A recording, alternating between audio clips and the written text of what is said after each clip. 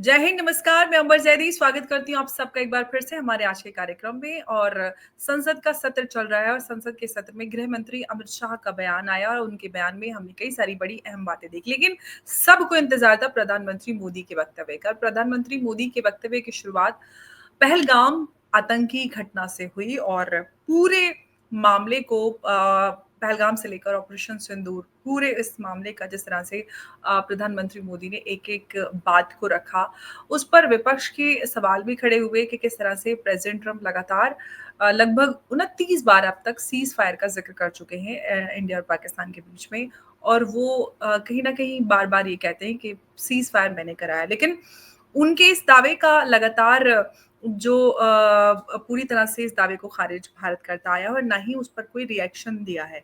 साथ ही साथ जिस तरह से भारत और अमेरिका के बीच में जो ट्रेड डील है वो अभी पेंडिंग है और लगातार कहीं न कहीं जो यूएस की माँग है, उनको पूरा भी भारत नहीं कर रहा है। भारत अपनी टर्म्स पे अडिग है कि हमारे जो भी जिन-जिन सेक्टर्स हैं, चाहे एग्रीकल्चर या डेयरी सेक्टर्स की बात करें, तो वहाँ को लेकर उसने कहा है कि ये एक अनटच्ड एरिया है, जहाँ पर हम हमारी जो लार्जर एक पॉपुलेशन है, वो उस पर डिपेंडेंट है, तो हम उस सेक्टर में आपको कुछ एंटर नहीं करने दे सकते। अब सवाल ये है कि एक तरफ यूएस कहीं न कहीं भारत की आर्म ट्विस्ट करने की कोशिश कर रहा है, ट्रेड डील पर कहीं न कहीं नीचे लाने के लिए, लेकिन भारत अपनी टर्म्स पे ट्रेड डील साइन करना चाहता है। साथ ही साथ जो भारत को लेकर प्रेज़िडेंट ट्रंप दावे कर रहे हैं, उसको भी भारत खारिज कर रहा है। तो एक अलग-सी सिचुएशन बनी हुई है भारत और अमेरिका के बीच में। एक तरफ अगर सिक्योरिटी टाइज़ की बात करें तो काफ़ी मज़बूत है,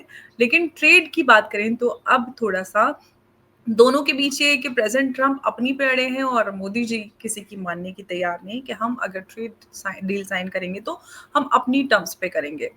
अब यूँ तो ये सवाल निकल कर आ रहा है कि जिस तरह से कोई भी यहाँ पर पीछे हटने को तैयार नहीं है। भारत भी अपनी स्ट्रैटेजिक ऑटोनॉमी को साबित कर रहा है। अब कई सारे इसमें बड़े सवाल हैं, उन्हीं सवालों के साथ आज की चर्चा को हम शुरू करेंगे और चर्चा में हमारे साथ मौजूद हैं उमेश जी।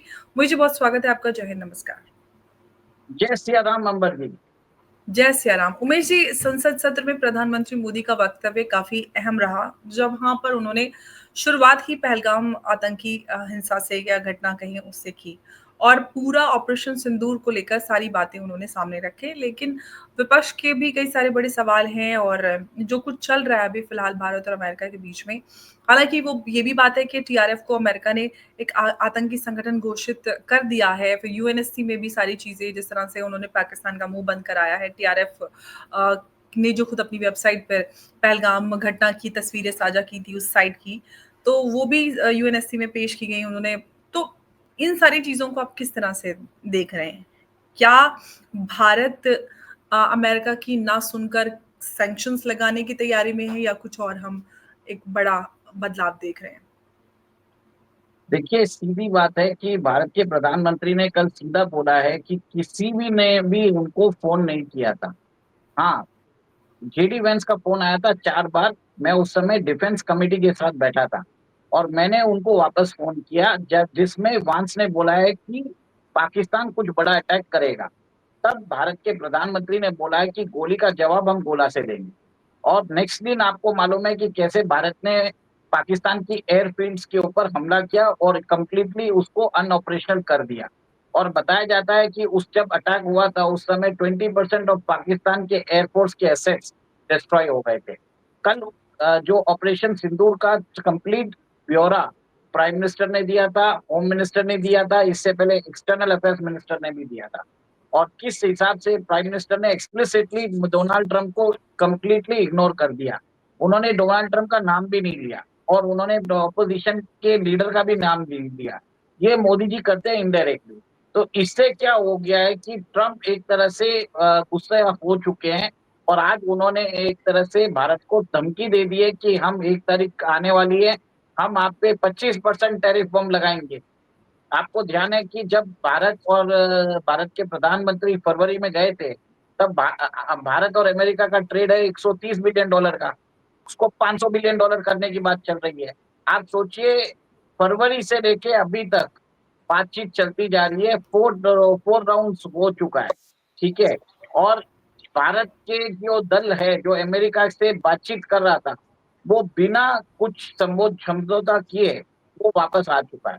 अब ऐसा है कि अमेरिका का दल भारत आएगा अगस्त में, तो अगर अगस्त एंड में आएगा।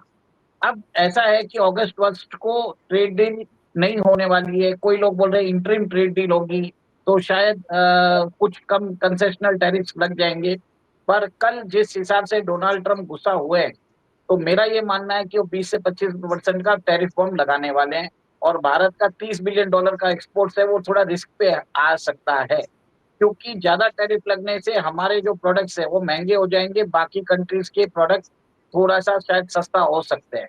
तो कहीं ना कहीं भारत अमेरिका के सामने झुका नहीं है, और पाकिस्तान ने तो कम्प्लीटली सरेंडर कर दिया है। पाकिस्तान की क्रिप्टो काउंसिल ने ट्रम्प की प्राइवेट कंपनी जो वर्ल्ड लिबर्टी फाइनेंशियल है उसके साथ करार किया है, जिसमें उनके बेटे डोनाल्ड ट्रंप जूनियर एक तरह से हिस्सेदार है, और उसके जो फाउंडर है जकारी विटकॉफ, वो स्टीव विटकॉफ के बेटे हैं। Steve Witkoff is a person who is negotiating deal between Ukraine and Russia. तो ऐसी ये सब चीजें ऐसी है कि ट्रम्प के अगेंस्ट मोदी जी ने कुछ भी नहीं बोला, ना उनको कंप्लीटली इग्नोर किया।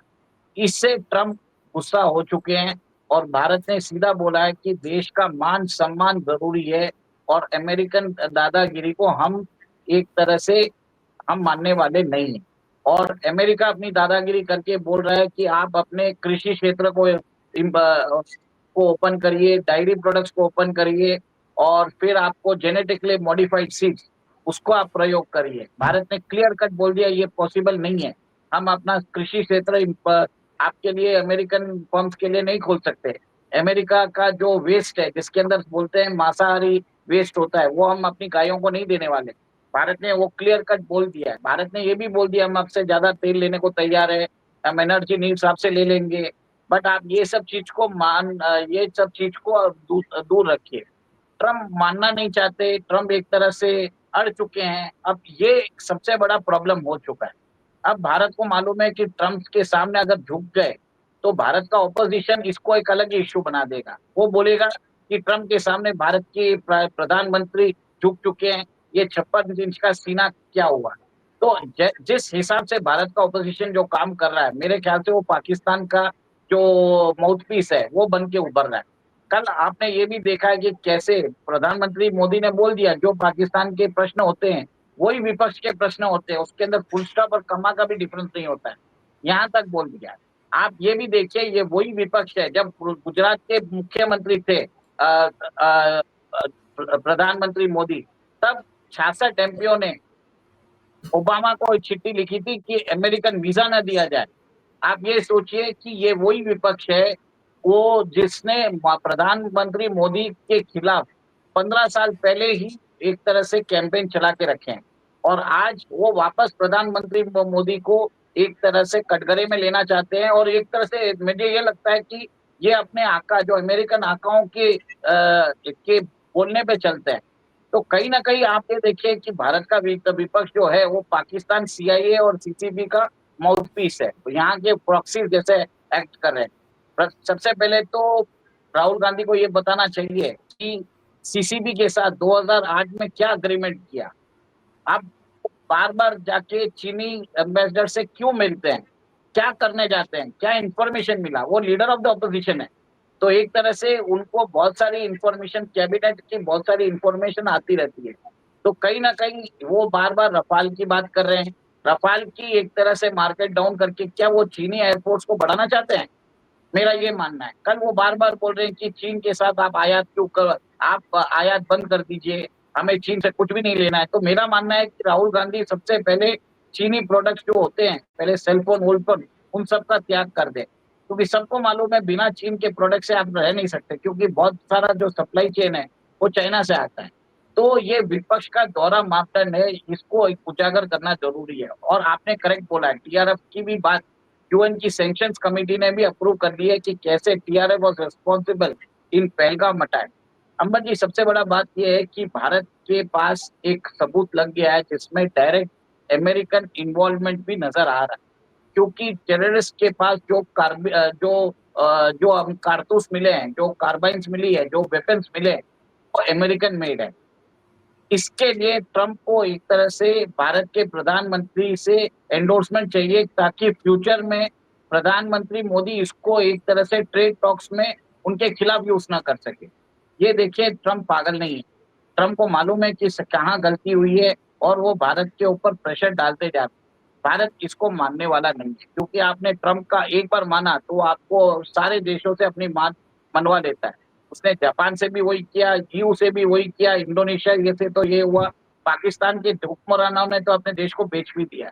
भारत ने क्लियर कट बोल दिया कि हम आपके साथ कुछ नहीं करेंगे। बट मेरा ये मानना है, ये ट्रंप का चलता रहेगा। ट्रंप ने तो कुछ दिन पहले ये भी बोला कि गूगल और माइक्रोसॉफ्ट को, कि भारतीय इंजीनियर्स को आप हायर मत करिए। एप्पल की कंपनी को बोला कि आप इधर फोन मत बनाइए। तो कहीं ना कहीं भारत के खिलाफ प्रेशर डालता जा रहा है, पर भारत ने एक तरह से सारे प्रेशर्स को एक तरह से विथस्टैंड किया है, और सीधा बोले कि भाई साहब चलो काम की बात करते हैं, फालतू की बातों में हमारे पास टाइम नहीं है। और आपने देखा है कि कैसे हमने कवर भी किए, जिसमें जहाँ पे अमेरिका का फायदा होता है, वो भारत के साथ अपनी जो दोस्ती है वो निभाता जा रहा है। हम अभी कल, आज या कल, आज 30 तारीख है, आज शाम के, आज एक तरह से आप देखेंगे कि भारत और नासा के बीच में, इसरो के बीच में जो सैटेलाइट है निसार, उसका लॉन्च होने वाला है। और कैसे अमेरिकन जो ड्रोन मेकर है शील्ड, वो कल अपनी जो ड्रोन टेक्नोलॉजी है, 100% drone technology shield Bharat AI. को ट्रांसफर ट्रांसफर कर रहा है। तो कहीं ना कहीं भारत के प्रधानमंत्री ने देश का सम्मान को आगे रखा है, देश की अखंडता, देश की सॉवरेनिटी, दैट इज इम्पोर्टेंट।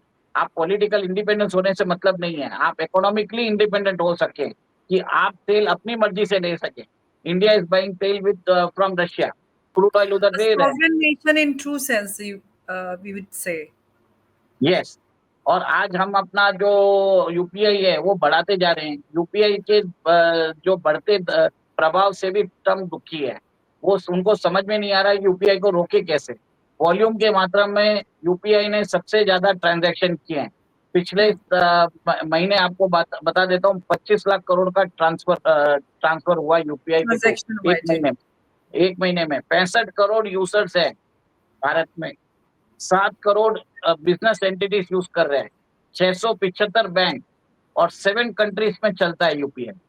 इससे जी। ज्यादा, और आप ये देख लीजिए, पेपाल ने भी अभी यूपीआई के साथ, एनपीसीआई के साथ उन्होंने करार किया है।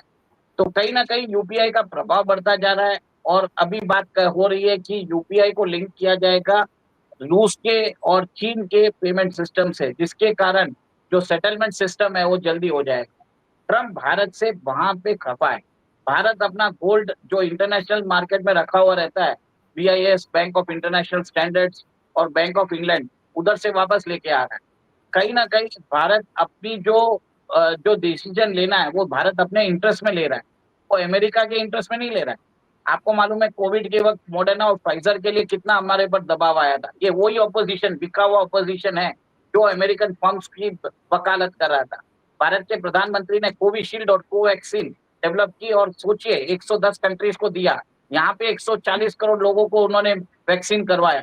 और इससे ज्यादा आप भारत के जो बढ़ता जो रुकाव है, प्रधानमंत्री मोदी को 27 कंट्रीज ने हाईएस्ट ऑनर दे दिया है। अब ट्रम्प जहां पे भी जाते हैं उन्हें चाहिए नोबेल पीस प्राइज, उन्हें एंडोर्समेंट चाहिए इंडिया से। इंडिया ने, बस मैं एक चीज बोलूंगा, इंडिया इनको नोबेल पीस प्राइज दे सकते हैं। ट्रम्प के कारण इंडिया और चाइना जरूर पास में आ रहे हैं, ये मैं पक्का बोल रहा हूँ। इतने 5 साल के बाद हम चाइनीज को वीजा इश्यू करने वाले हैं। हम चाइनीज इन्वेस्टमेंट को इंडिया में अलाउ कर रहे हैं। It is all due to Trump. मैं इसके लिए ट्रम्प को नोबेल पीस प्राइज के लिए रिकमेंड कर सकता हूँ। बाकी कोई काम उन्होंने कुछ नहीं किया है। ट्रम्प के आगे भारत झुकने वाले नहीं है। और ट्रम्प ने खुद बोल दिया कि Modi is a tough negotiator. In fact Modi ji के आने से पहले G7 में उठ के भाग गए थे, आपको मालूम है। और Absolutely. मोदी जी ने उनके क्वाइटली उनका इनविटेशन को डिक्लाइन किया, और वो उस समय क्रोएशिया चले गए थे। और अब ट्रम्प को भारत आना है तो आ जाएंगे, नहीं तो जयराम जी की भारत ने कर दिया कि हमको आपसे कोई फर्क नहीं पड़ता। भारत ने अपने हिसाब से जापान के साथ अलग टॉक्स चालू कर दिए, ऑस्ट्रेलिया के साथ अलग टॉक्स चालू कर दिए, और भारत को मालूम था कि ट्रम्प ये नाटक करेंगे। इसके लिए उन्होंने दूसरी कंट्रीज के साथ, जैसे अभी ब्रिटेन के साथ हमने फ्री ट्रेड एग्रीमेंट साइन किया, इससे पहले यूरोपियन यूनियन के साथ हमने फ्री ट्रेड एग्रीमेंट साइन किया। तो भारत के प्रधानमंत्री को मालूम था ये सब चीजें नाटक करता रहेगा। और आज अभी बता देता हूँ, पेरू जैसी कंट्री बोल रहा है कि हम भारत के साथ फ्री ट्रेड एग्रीमेंट करना चाहते हैं और हम अपना मिनरल्स आपको देना चाहते हैं। और उसके अलावा आपने देखा है कि रेयर अर्थ मिनरल्स भारत के अंदर मिल रहे हैं। अभी राजस्थान में मिला है, अभी कल मध्य प्रदेश में मिला है। उसके अलावा हाइड्रोकार्बन देख लीजिए, अंडमान में मिल रहा है। आपने देखा है कि कैसे हम बिहार में मिला है, फिर बॉम्बे हाई में मिला है, आसाम के अंदर मिला है। तो कहीं ना कहीं भारत के पास जो खनिज पदार्थ मिलते जा रहे हैं, उससे भी ट्रम्प परेशान है। इनफैक्ट कल हमने बताया भी था कि समुद्रयान के द्वारा हम खनिज पदार्थों का जो खोज है वो समुद्र के नीचे भी करने वाले, और उधर भी एक तरह से भारत अगर वो उसको भी अगर यू टैप कर लेता है तो भारत का सही मायने में इकोनॉमिक सॉवर्निटी आ जाएगा। इस इकोनॉमिक सॉवर्निटी से ट्रम्प परेशान है। वो हुँ, भारत अपनी मर्जी से कुछ भी चाहे, ट्रम्प वो नहीं चाहता। इसके लिए हुँ। वो टैरिफ डाल रहा है। वो भारत ने बोल दिया ठीक है, नो प्रॉब्लम, आप डाल दीजिए, आपकी मर्जी। जी, बिल्कुल और अब सवाल यही है कि ये जो भारत और अमेरिका के बीच में ट्रेड को लेकर बड़े सवाल बने हुए हैं, ये सवाल कब जाकर कैसे जाकर ये शांत होते हैं, बड़ा एक क्यूरियोसिटी बनी हुई है। अब देखते हैं कि आगे इस पूरे मामले में क्या डेवलपमेंट आता है। उमेश जी बहुत-बहुत आपका धन्यवाद हमारे साथ आज की इस चर्चा में जुड़ने के लिए। नमस्कार, जय हिंद, जय भारत। जय सिया राम। जय श्री राम।